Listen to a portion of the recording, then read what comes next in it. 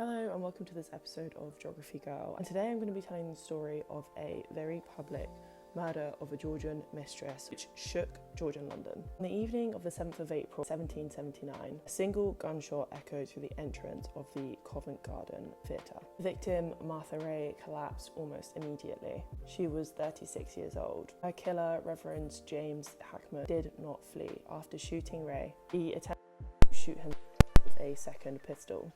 The bullet merely grazed his brow. He beat himself about the head with his weapon, crying out.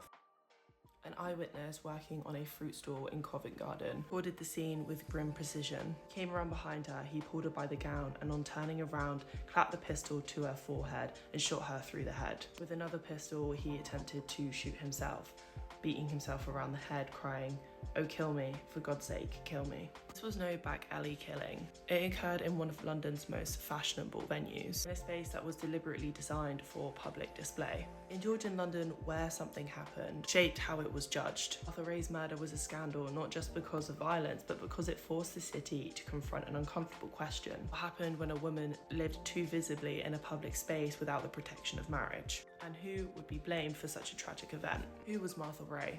She was born in 1742, the daughter of a Bristolian tradesman. She was intelligent, musically trained, and in her early 20s she'd entered London's world as a talented singer. For 16 years she was the mistress of John Montague of Sandwich, the 4th Earl of Sandwich, the first Lord of Admiralty, an imperialist strategist during the American War, and one of the most powerful men in Britain. Sandwich was notorious even by Georgian standards.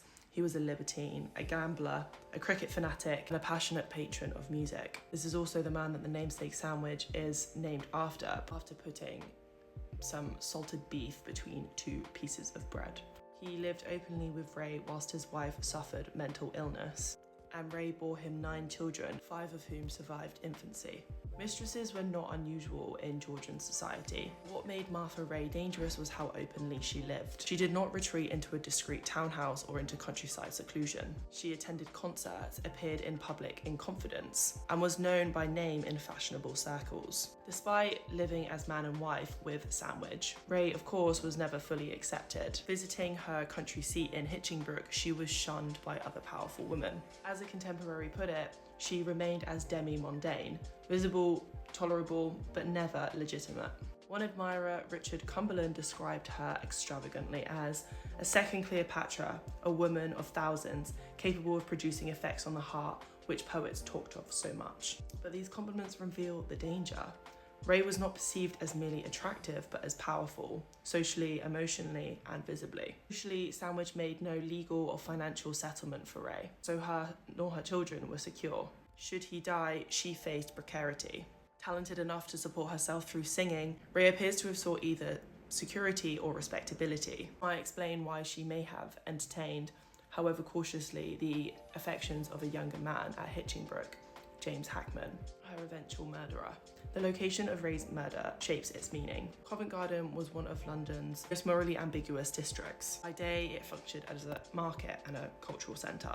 By night, it became a dense landscape of theatres, taverns, coffee houses, and CX work. Aristocrats, artists, CX workers, lawyers, and servants all moved through the same streets. Theatres unsettled moral reformers precisely because they were liminal spaces. Respectable women did attend to these performances, but they did so after dark, which were activities that were deemed suspect.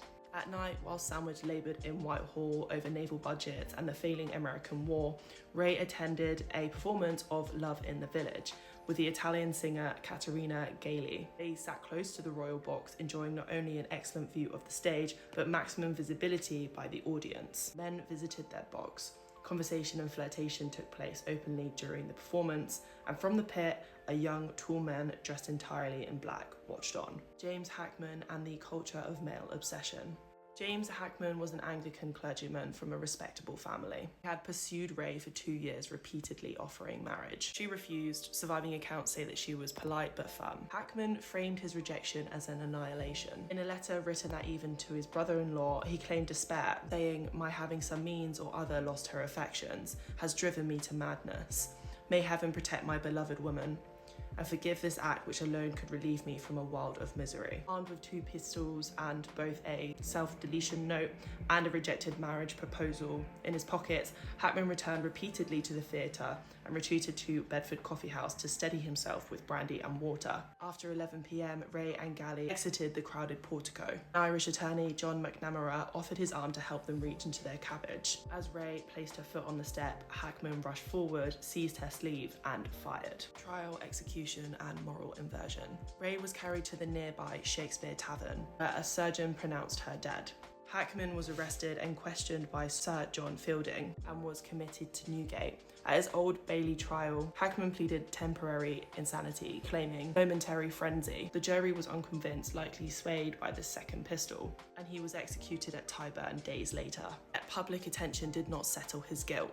Pamphlets, newspapers and gossips focused obsessively on Ray. Was she vain? Had she let him on? Should a woman in her position have rejected a man so publicly? Ray was dead, yet she remained on trial.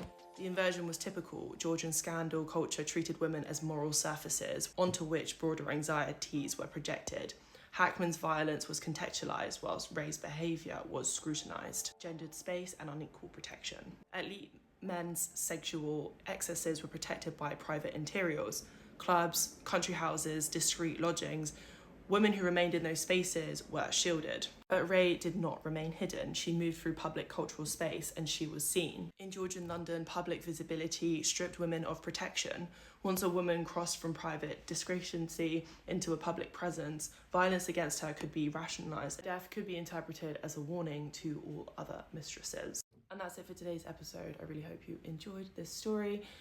And if you liked it, give us a like, subscribe for more. I bring out new episodes every Tuesday. Goodbye.